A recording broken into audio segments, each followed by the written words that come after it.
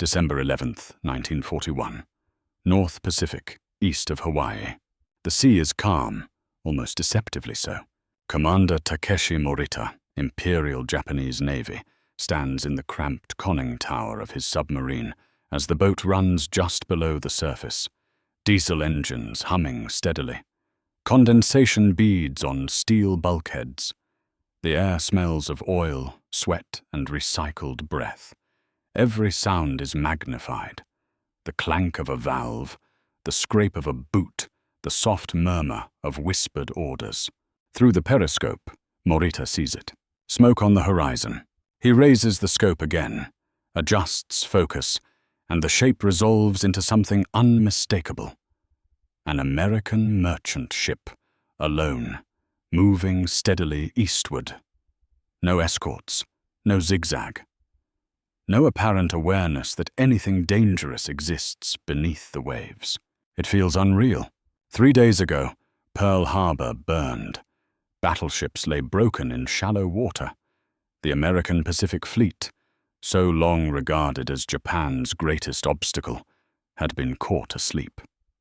Now, here, far from the harbor, another piece of the American war machine moves forward, as if nothing has changed. Morita's voice is calm as he gives the order.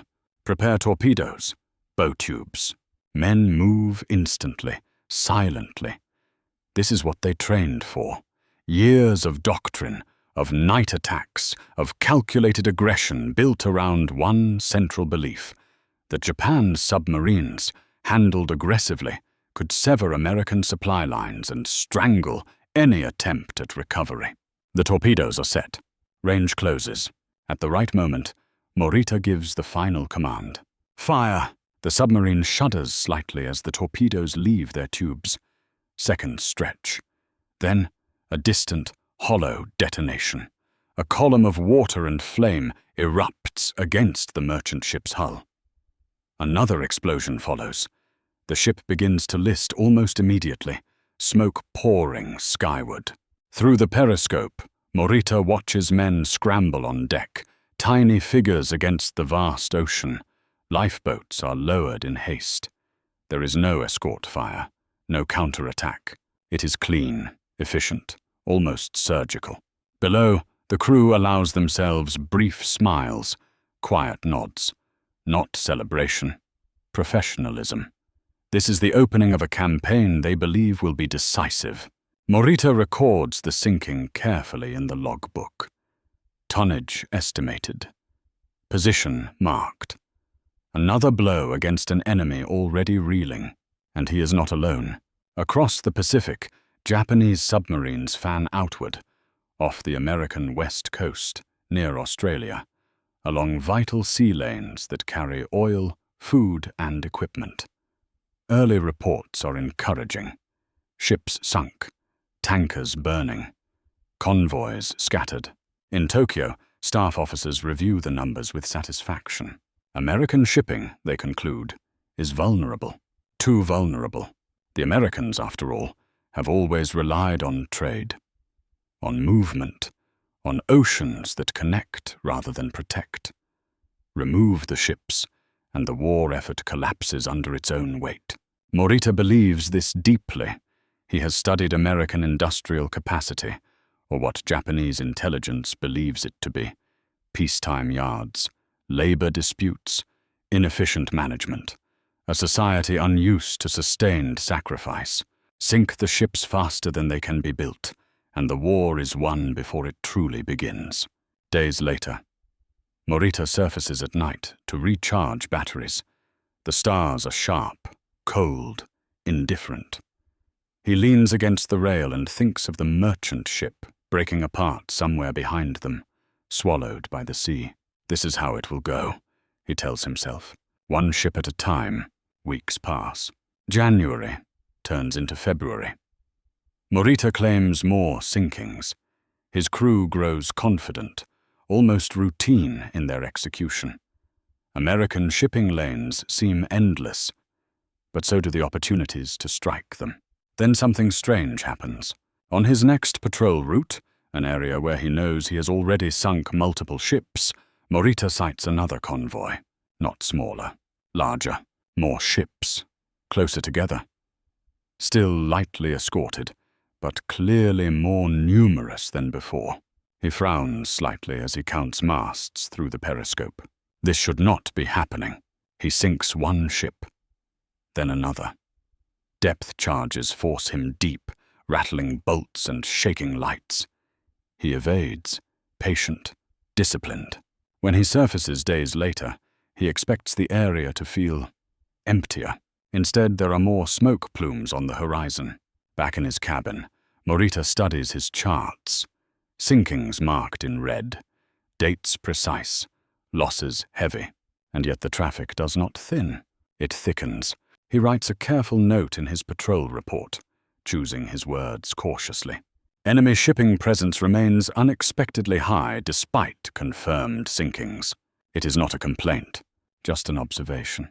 At headquarters, the note is filed away. Early war optimism still reigns. Pearl Harbor's shadow looms large.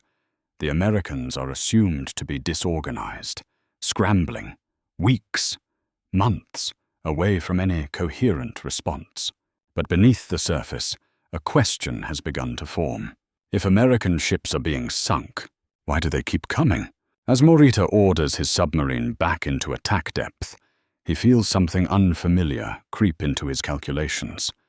Not doubt, exactly, but curiosity. The ocean is wide.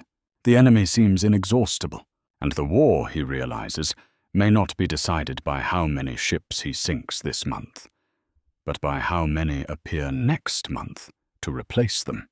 March 1942, Central Pacific. The submarine rocks gently as it cruises at periscope depth, the ocean pressing in from all sides. Commander Takeshi Morita has been at sea for weeks now, his beard rough, his uniform stiff with salt. Patrols are blending together. Attack, evade, surface, recharge, repeat. But the pattern outside the hull is changing. Morita raises the periscope again. Another convoy. This one is escorted. 2 destroyers, maybe more beyond visual range. Merchant ships sailing in disciplined formation, wakes overlapping, zigzagging slightly now. The Americans are learning, slowly, clumsily, but unmistakably. Morita's jaw tightens. He still attacks. He always attacks. Torpedoes streak through the water. One transport erupts in flame, its cargo igniting in a roar that briefly drowns out everything else. The escorts react immediately, turning hard, screws churning, depth charges already falling with a terrifying rhythm. The submarine dives, the hull groans, lights flicker. Men grip railings and wait as explosions hammer the water around them. It is violent, exhausting work, but familiar. What is not familiar is what Morita sees 3 days later, when he surfaces far from the engagement zone. More ships. Different route, same density. It makes no sense. Back in the wardroom, Morita spreads out charts and logs.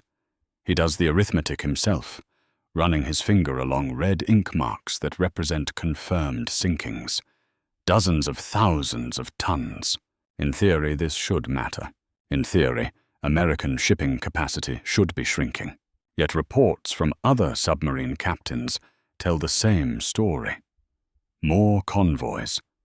More tankers. More cargo ships showing up in places that should have been starved empty. One captain jokes bitterly over encoded radio traffic. We sink them faster, and they arrive faster. The joke does not land. By mid-1942, Japanese submarine commanders begin noticing something else. The ships themselves look different. Cruder, boxier, standardized. Older American merchant ships are being replaced by new hulls that look almost unfinished.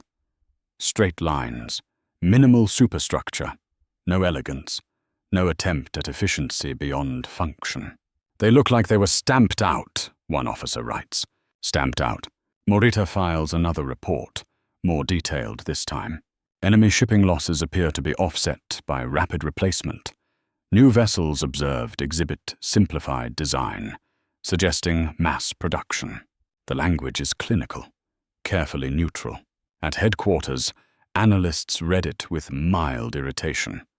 Japan's submarine force has always struggled to translate tactical success into strategic results. Sinkings are impressive, but victories must be decisive.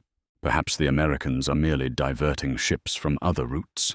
Perhaps they are burning through reserves. Perhaps this is temporary. Morita wants to believe that too. But the sea keeps contradicting him. By late summer, convoys are not only larger, they are more frequent. Routes that were once lightly traveled are now busy corridors of steel and smoke. American escorts are improving. Radar-equipped ships appear more often. Aircraft patrol overhead during daylight. And still, the merchants keep coming. One night, after a long patrol, Morita sits alone in the conning tower, listening to the sea slap softly against the hull. He thinks back to pre-war lectures at the Naval Academy, where instructors spoke of commerce warfare with almost religious conviction. Britain was nearly starved in the First World War. America, they taught, would be no different, but Britain had been an island. America is a continent. The difference is subtle and fatal. In September 1942, Morita finally receives intelligence summaries translated from intercepted American sources. They are fragmentary, incomplete, but one detail stands out. Shipyard output figures. He reads them twice, then a third time. They cannot be correct. New merchant ships launched not yearly, not monthly, but weekly. Entire yards working around the clock. Designs simplified so drastically that skilled labor is no longer the bottleneck. Men and women trained in days, not years. Welding instead of riveting. Sections built inland, shipped by rail, assembled like machinery. Morita feels a chill that has nothing to do with the sea. This is not replacement. This is multiplication. He closes the folder slowly. For the first time, Morita considers a possibility that Japanese doctrine never prepared him for. That no matter how well he fights, no matter how many ships he sinks, the enemy's capacity to absorb loss may be greater than his capacity to inflict it. The realization is not despair. It is worse. It is irrelevance. The submarine dives again, engines humming as Morita orders another attack run. He will do his duty. He will sink ships. He will write accurate reports. But somewhere deep inside, a new understanding is forming. The war at sea is no longer about who sinks more ships this week. It is about whose factories are still running next year.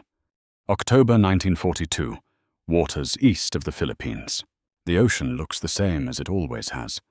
Grey-blue, restless, indifferent. But for Commander Takeshi Morita, it no longer feels neutral. It feels crowded.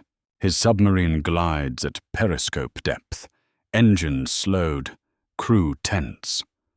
Over the past weeks, patrol zones that once felt vast now seem compressed, busy with traffic. American shipping lanes overlap like veins, pulsing with movement. Morita raises the periscope. There it is again, another convoy, larger than the last. 6 merchants this time, possibly more beyond visual range, their silhouettes squat and unmistakably modern. 2 escorts flank them, destroyers riding low in the water, wakes sharp and purposeful. An aircraft drones faintly overhead, unseen but present. This is not desperation. This is confidence. Morita adjusts his approach instinctively, calculating angles, speeds, torpedo runs. His crew executes flawlessly. They always do. 2 torpedoes strike home. One ship shudders, then erupts in a rolling fireball. The second begins to list, its bow sinking slowly, stubbornly, as if resisting the inevitable. The escorts react instantly. Depth charges rain down with mechanical precision. Explosions ripple along the hull, shaking instruments, throwing men off balance. The submarine dives hard, slipping into deeper, darker water. They survive. They always survive.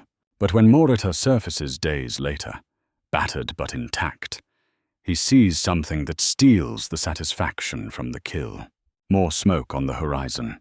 Different ships, same route. The ocean has erased the victory almost immediately. Back aboard, Morita reviews intercepted radio traffic.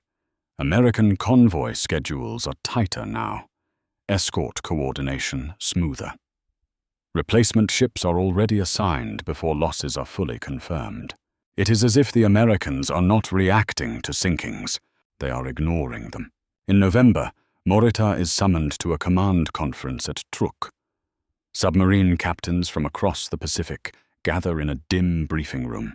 Uniforms faded, faces drawn. The mood is no longer triumphant.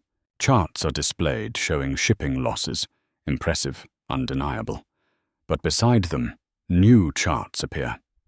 American ship launches, convoy frequencies, tonnage moved per month. The lines do not intersect. One captain speaks bluntly. "We are sinking ships faster than ever." A staff officer responds quietly. "And they are building them faster still." Silence settles over the room. Another captain asks the question hanging in every mind. Then what is the purpose of continued attacks? No one answers immediately. Finally, a senior admiral clears his throat. "We continue because it is our duty, because we must impose cost, because slowing them, even slightly, still matters." Morita listens, but the words feel hollow. Cost only matters when it hurts. This does not seem to hurt. By early 1943, Morita notices another shift. American convoys are no longer merely replacing losses.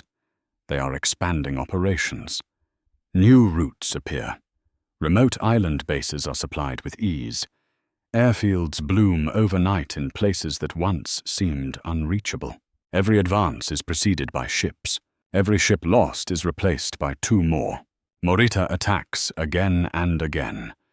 He sinks tankers, cargo ships, troop transports.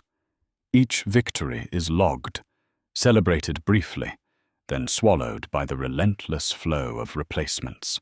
One night, as the submarine surfaces under cover of darkness, Morita stands alone on the bridge. He watches phosphorescence glow faintly in the wake, disturbed by the boat's movement. He thinks of something his instructor once said. A submarine is a scalpel, precise, deadly, but it cannot stop a flood. At the time, Morita had dismissed it as metaphor. Now it feels like prophecy. Intelligence reports grow more alarming. American shipyards are accelerating, not slowing. Liberty ships, standardized cargo vessels, are rolling off slipways in numbers that defy previous naval logic. Crews are trained in parallel. Convoys are planned months in advance. The Americans are not fighting a naval war the way Japan understands it. They are fighting an industrial one. Morita writes another report, more candid than the last. Enemy shipping losses no longer appear to constrain operations. Sinkings fail to produce observable strategic effect. He pauses before sending it, aware of how dangerous such honesty can be. Then he sends it anyway, because pretending otherwise will not change the sea. When the reply comes weeks later, it is brief. Continue aggressive operations. Morita folds the message carefully and places it in his pocket. He will continue. He will sink ships. But the question he can no longer silence is not, how many can I destroy? It is how many does the enemy need to lose before it matters? And the answer he is beginning to fear may be higher than Japan can ever reach. February 1943, Western Pacific. The patrol has grown longer. Commander Takeshi Morita measures time now not by days, but by fuel remaining, battery cycles, crew fatigue. The submarine's interior feels smaller than it did a year ago, as if the steel walls have crept inward. Men speak less. Meals are quieter. Even victories no longer bring smiles. They bring calculations. Morita sits at the small chart table, pencil poised, updating his log. Another tanker sunk yesterday. Flames visible for hours. Confirmed tonnage significant. He writes the number down. Then, almost without thinking, he writes another number beside it. Estimated American monthly shipbuilding output. The second number dwarfs the first. He erases it, annoyed with himself, then writes it again. Larger. Clearer. The math does not change just because it is uncomfortable. Outside, the sea rolls on. Unconcerned. In the early months of the war, Morita had thought in terms of impact. A ship sunk meant supplies denied, schedules disrupted, units delayed. It was a chain reaction he could visualize. Now the chain has been replaced by a reservoir. You remove a link, and the system routes around it. American convoys no longer sail with the caution of a wounded power. They move with the confidence of redundancy. Escorts rotate in and out seamlessly. Losses are absorbed, redistributed, replaced. Morita intercepts a brief American transmission one afternoon, faint and distorted. He cannot translate it fully, but one phrase stands out in the rough Japanese rendering provided by intelligence. Replacement hull assigned. Assigned. Not requested. Not awaited. Assigned. It suggests a warehouse of ships somewhere beyond the horizon, a concept that borders on the absurd to a navy accustomed to cherishing each hull as irreplaceable. By spring, Morita notices that the American ships themselves are changing roles faster than he can track. Cargo ships become troop transports. Tankers are reassigned overnight. Damaged vessels are towed, repaired, and returned to service with astonishing speed. The Americans are not merely replacing ships. They are recycling them. At a command briefing in April, a staff officer presents a new directive. Submarine commanders are instructed to prioritize troop transports and high-value targets. Merchant sinkings alone, the officer implies, are no longer sufficient. Morita understands what is not being said. The sinkings are not working. After the briefing, Morita speaks privately with an older captain, a man who fought in China and survived early Pacific battles. "We were taught to choke the enemy," the captain says quietly. "But you cannot choke something that grows faster the more you squeeze." Morita nods. The problem is no longer tactical. It is structural. Japan's submarines are elite machines, handled by elite crews. They strike precisely, disappear skillfully, and return with impressive tallies. But every tally is now set against a ledger the enemy controls. In May, Morita is ordered to patrol near a newly established American base. He arrives expecting sparse traffic, maybe a trickle of supply ships still testing the route. Instead, he finds a highway. Ships arrive daily, sometimes hourly. Fuel, food, construction equipment, aircraft in crates, engineers and Seabees swarming ashore. Morita sinks one transport near dusk. It burns fiercely, briefly illuminating the entire anchorage. The reaction is immediate, not panic, but procedure. Other ships alter course slightly. Escorts tighten formation. Aircraft begin patrolling overhead. Within hours, a replacement vessel docks where the sunken one should have been. The base continues to grow. Morita watches through the periscope, a strange detachment settling over him. This is no longer combat in the sense he was trained for. It is friction, and friction favors the side with more mass. That night, Morita confers with his executive officer, a younger man who joined the submarine force full of zeal. "We are still winning engagements," the officer insists. "Our crews are better." Morita considers his response carefully. "Yes," he says, "but the enemy is winning continuity." The words sound cold, almost bloodless, and yet they feel truer than any rallying cry. By mid-1943, the reports coming from Tokyo are grim. Fuel shortages, pilot training cut short, shipyards bombed, steel rationed, replacement crews rushed. Japan is beginning to fight the war. Morita has already been fighting at sea, a war of subtraction without replacement. The contrast is devastating.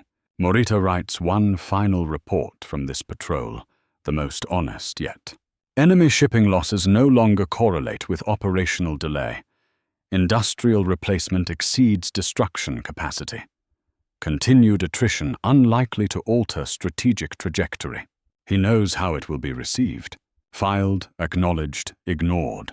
Because acknowledging it fully would require something Japan cannot afford. A different kind of war. As the submarine turns for home, Morita stands on the bridge, watching the wake fade behind them. Somewhere out there, another convoy is already assembling. Another replacement hull sliding into the water, another schedule being met. The ocean has not become safer, but it has become predictable. And predictability, Morita now understands, belongs to the side that can afford to lose and keep moving anyway. August 1943, Inland Sea, Japan. Commander Takeshi Morita stands on the dock longer than regulations require. His submarine is back from patrol, hull streaked with salt and rust, crew exhausted but intact. Technically, it has been a successful mission. Tonnage sunk is respectable. The captain of the base shakes Morita's hand, offers quiet praise, files the paperwork that still measures success the old way. But Morita does not feel successful.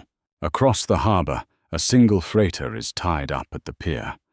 It has been there for weeks. Its engines are intact, its hull undamaged, but it does not sail. There is no fuel allocation for it. Somewhere inland, a factory waits for raw materials that will not arrive. Somewhere else, a unit waits for equipment that exists only on paper. The sea, Morita realizes, has begun to shrink, not physically but strategically. Japan's ocean is no longer a highway. It is a moat. At fleet headquarters, Morita attends a closed briefing for senior submarine officers. The atmosphere is restrained, formal, but beneath it runs a current of unease. Charts are displayed. Shipping losses, escort improvements, American convoy density. One graph in particular draws Morita's attention. American merchant hulls in service, month by month. The line slopes upward, steadily, relentlessly, even as confirmed sinkings are overlaid in red. The red marks look dramatic. They change nothing. An admiral clears his throat and addresses the room. The enemy's merchant marine, he says carefully, is now being replaced faster than it can be reduced. No one interrupts. No one argues. The room is full of men who have spent years perfecting a method that has just been rendered obsolete. Another officer adds quietly, in some sectors, sinkings appear to increase traffic rather than reduce it. Routes are reinforced, escorts multiplied. Morita feels a flicker of grim recognition. The enemy is responding to loss with scale, not caution. After the briefing, Morita walks with another commander along a shaded path overlooking the water. Cicadas buzz loudly. The summer air is heavy. "We were trained to be surgeons," the other man says. "To strike precisely." Morita nods. "And we are facing an opponent who practices transfusions." The metaphor lingers between them. In the months that follow, Morita notices subtle but profound changes in orders. Patrol areas are shifted closer to Japan's shrinking perimeter. Risk tolerance increases. Crews are pushed harder. Maintenance windows shorten. The assumption is no longer that the war can be shaped, only that it can be endured. Morita returns to sea in October. This time, the patrol is different from the start. American air patrols are thicker. Radar sweeps are more aggressive. Convoys are tighter. Escorts better coordinated. When Morita fires, he does so knowing the odds of escape are worse than ever. He scores one hit, a medium cargo ship, and immediately dives deep as depth charges ripple the water above him. The explosions are closer than before. More confident. They know how to hunt now. When the submarine limps home weeks later, damage control reports list cracked valves, strained hull sections, men injured by concussions. The crew survives, but barely. At debrief, Morita is asked the same question he has been asked since 1941. Assessment of enemy morale. He pauses longer than usual before answering. They do not behave like a navy that fears loss, he says. They behave like a system that assumes it. The room is silent. By late 1943, the illusion that submarines alone can strangle America has collapsed quietly, without announcement. There is no dramatic reversal, no single failed patrol, just an accumulation of evidence too large to deny. American ships keep appearing, convoys keep growing, bases expand instead of contracting. The ocean does not empty, it fills. Morita begins to understand that the Americans are not fighting the war Japan expected. They are not seeking decisive naval battles alone. They are building something beneath the surface of combat, a lattice of production, repair, and replacement that turns every engagement into a temporary inconvenience. Japan, by contrast, still treats every loss as irreplaceable. That asymmetry is fatal. One evening, Morita writes in his personal journal, a habit he has kept since his academy days. We believed that the sea would reward skill and courage, but the sea rewards preparation, and preparation now lies beyond our reach. He closes the notebook and looks out across the harbor. The water reflects the lights of a city, straining under blackout regulations, rationing, and quiet fear. Somewhere across the Pacific, Morita knows, another shipyard whistle has just blown. Another hull is sliding into the water, another convoy is forming, and the gap between what Japan can destroy and what America can replace is no longer narrowing. It is accelerating. December 1943, Western Pacific. The attack unfolds exactly as doctrine demands. Commander Takeshi Morita's submarine lies submerged at periscope depth, engines barely turning, hull steady, despite the long Pacific swell. Ahead, silhouettes resolve into familiar shapes. A convoy, 5 merchant ships, escorted by 2 destroyers. Smoke trails faintly against a low winter sky. Morita adjusts the scope, breath slow, hands steady. Range calculated, speed estimated, course predicted. The torpedoes leave the tubes cleanly, their wakes briefly visible before vanishing. Seconds stretch, then the first impact blooms, a sharp, hollow crack that echoes through the hull. A second explosion follows, deeper, heavier. One ship slows, listing. Another stops entirely. It is good work. Textbook. Depth charges arrive almost immediately, closer than expected. The escorts react faster now, patterns tighter, coordination practiced. Morita dives hard, taking the boat down beyond comfortable limits. The hull groans, lights flicker. Men brace silently. After an hour of calculated evasion, the destroyers peel away. Confident enough to resume escort rather than linger, Morita brings the submarine back to periscope depth. The convoy is still there. The damaged ship has fallen behind, smoke pouring from its hold, but it has not sunk. Another escort circles it protectively. The remaining ships continue onward, formation intact. The ocean closes over them like a door. Morita lowers the scope slowly. He does not curse. He does not slam the controls. He simply sits, absorbing the meaning of what he has just seen. A hit is no longer a kill. A kill is no longer decisive. Back at base weeks later, the patrol report is filed. One confirmed sinking, one probable. Ammunition expended. Crew performance satisfactory. The tonnage tally is added to a ledger already thick with numbers. But Morita notices something new on the wall chart. A shift in emphasis. Losses are still tracked, but now they are paired with replacement figures. American shipbuilding estimates, convoy frequency, escort availability. The war has become comparative, and comparison is unkind. A young intelligence officer, briefs the room on captured Allied data. American production, he says carefully, has exceeded earlier projections. Liberty-type cargo vessels continue to enter service at an accelerated pace. Someone asks the obvious question. How many? The officer hesitates, then answers, more than we can sink.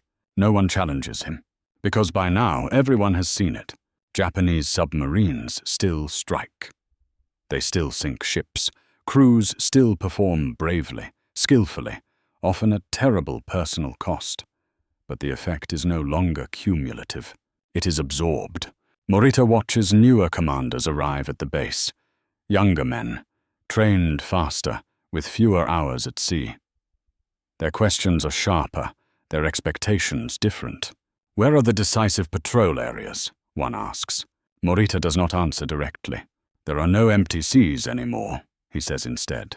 By early 1944, American convoys resemble moving fortresses. Air cover extends farther offshore. Radar-equipped escorts detect submarines before attacks can be set up. Hunter-killer groups roam aggressively, no longer tethered to specific routes. The ocean has become hostile territory. Morita's submarine is damaged again in March, not fatally, but enough to sideline it for weeks. Spare parts are scarce. Repairs are improvised. Dockyard workers do their best with what they have.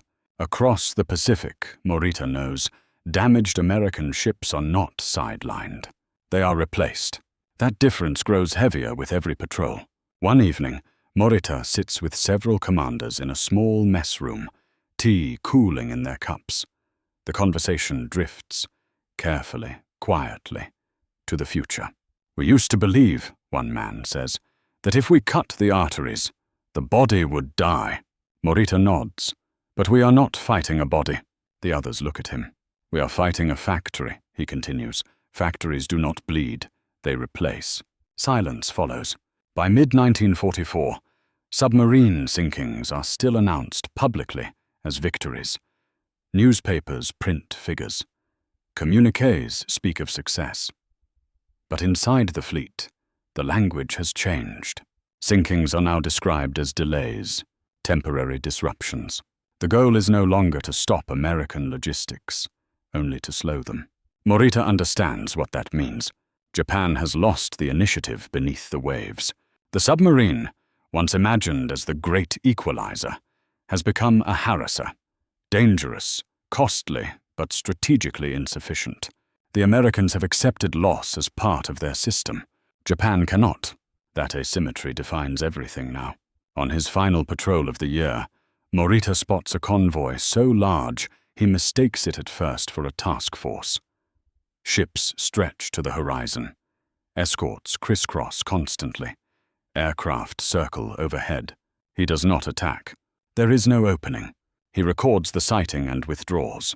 As the submarine turns for home, Morita feels a clarity that has been building for months. The war at sea has already been decided, not by who sinks more ships, but by who can afford to lose them. February 1944, Inland Sea, Japan.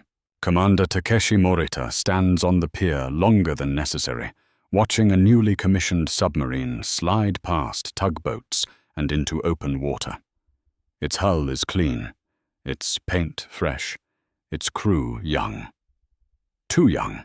They salute smartly as they pass. Morita returns the gesture, but the motion feels hollow. He knows the numbers. Japan is still building submarines, but not fast enough, and not the right kind. Long-range fleet boats designed for decisive engagements. Beautiful machines, complex machines, machines that take time. Time Japan no longer has. Across the Pacific, American shipyards are not building masterpieces. They are building units. Morita receives the intelligence brief 2 days later. The document is marked restricted, circulated only among senior commanders. It does not exaggerate. It does not editorialize. It lists output. Cargo ships launched per month. Escort destroyers commissioned. Repair turnaround times. Average days from keel laying to operational status. Morita reads it twice, then a third time. He closes the folder slowly, as if careful handling might change the content. The Americans are no longer merely replacing losses. They are expanding through them. Every submarine patrol now operates against a background reality that cannot be altered. The sea lanes are refilling faster than they can be emptied. Morita thinks back to 1942, to the early months when targets were plentiful, escorts thin, skies empty, when sinkings felt like progress, when each torpedo strike seemed to echo strategically. That echo is gone. Now sinkings disappear into accounting. A ship goes down. 3 more arrive. At headquarters, the tone shifts again. Orders emphasize selectivity. Avoid heavily escorted convoys. Preserve boats. Engage only high-value targets. Withdraw if risk is elevated. Withdraw. The word would have been unthinkable 2 years earlier. Submarines were once hunters. Now they are assets to be conserved. Morita attends a conference where a senior admiral speaks candidly. Not for the record, not for publication. The Americans, the admiral says, have made the sea shallow. A murmur runs through the room. They have filled it with steel, he continues. So much that there is no longer space to starve them. The statement lands heavily, because it reframes everything. This is no longer a war of attrition at sea. It is a war of saturation. Morita returns to his quarters and opens his personal log. Not the official patrol record, but the notebook he has kept since his first command. He writes, "We are measuring victory in ships sunk. They are measuring victory in ships delivered."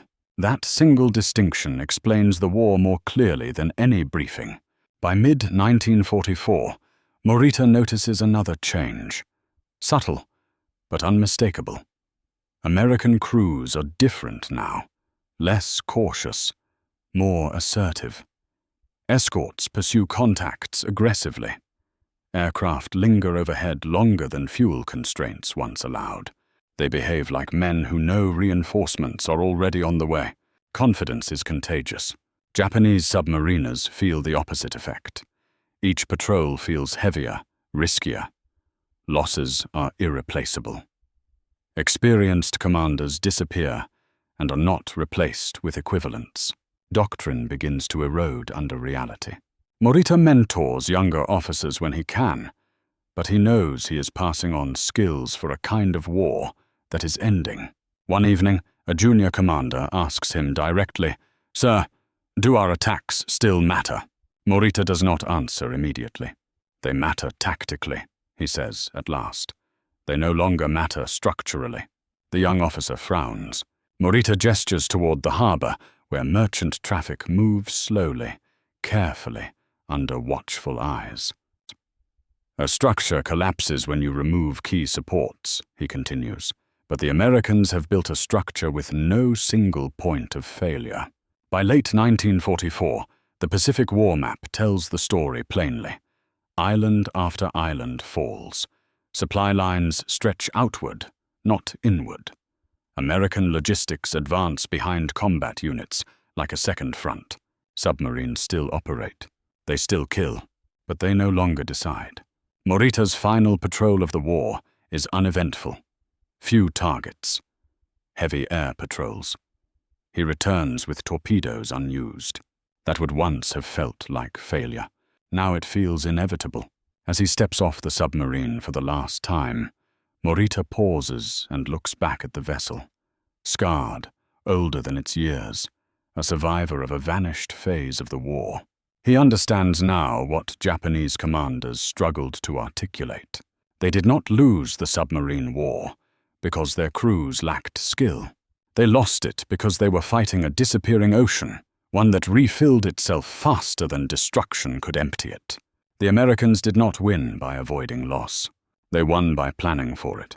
And in that realization, Morita finally understands why US ships kept reappearing. They were never gone. They were simply being replaced. March 1945, Yokosuka Naval District. The harbor is quieter now. Not silent. Never silent. But subdued. like a city after an earthquake when people speak softly without realizing it. Commander Takeshi Morita walks along the quay, past hulls in various states of repair, some wrapped in tarps, others stripped down to frameworks that will never be completed. There are fewer submarines than there should be, not because Japan has stopped building entirely, but because the balance between loss and replacement has been broken beyond repair. Morita attends his final strategic briefing of the war that spring. The room is smaller than it used to be. Fewer chairs, fewer faces, familiar names missing from attendance lists without explanation. The briefing officer speaks carefully. American convoy traffic has increased again. Escort density is higher than projected. New ship types have been identified, faster, more specialized. Anti-submarine patrol zones have expanded. The numbers are recited without commentary. They no longer require interpretation. Morita realizes something unsettling as the briefing continues. The Americans are still building ships as if the war has years left. Even now, even with victory assured, even with Japan's capacity visibly collapsing. That is the final asymmetry. Japan builds toward survival. America builds toward continuity. After the meeting, Morita walks alone to the edge of the yard, where unfinished hulls sit rusting in the spring air. Workers move among them slowly, deliberately, aware that these ships will never see water. He runs a hand along cold steel and thinks of the early war optimism, the belief that decisive blows at sea could strangle American industry, collapse morale, force negotiation. The submariners had believed they were cutting arteries. They had been cutting capillaries. The arteries ran too deep. By April, American convoys are no longer newsworthy. They are background. The Pacific fills with steel in a way that feels geological rather than military. Slow, unstoppable, reshaping everything around it. Morita receives one final intelligence summary before the end. It compares totals. Ships sunk by Japanese submarines since 1941. Ships launched by American yards in the same period. The two columns do not merely diverge. They mock each other. The sinkings are tragic. The launches are industrial. One is emotional. The other is mechanical, and machines do not mourn. Morita writes one last entry in his personal log. We believed war at sea was about courage, stealth, and patience. It is about whether the enemy can afford to lose what you destroy. He closes the notebook and places it in his locker. When the surrender comes in August, it arrives not as shock, but as confirmation. The submarines did not fail tactically. The torpedoes did not stop working. The crews did not lose nerve. They were simply outpaced by a system that treated ships as consumables and oceans as production schedules. In the years after the war, Morita will be asked to speak to young officers, historians, foreign visitors. They will ask about tactics, about torpedo spreads, about night approaches and convoy gaps. He answers politely, but when pressed for the lesson, he says something simpler. We were counting sinkings, he tells them. They were counting time. The United States did not win the submarine war by protecting every ship. It won by ensuring that no sinking mattered enough. By the time Japanese commanders realized this, by the time they understood that American ships kept reappearing because disappearance had been engineered out of the system, the war was already on.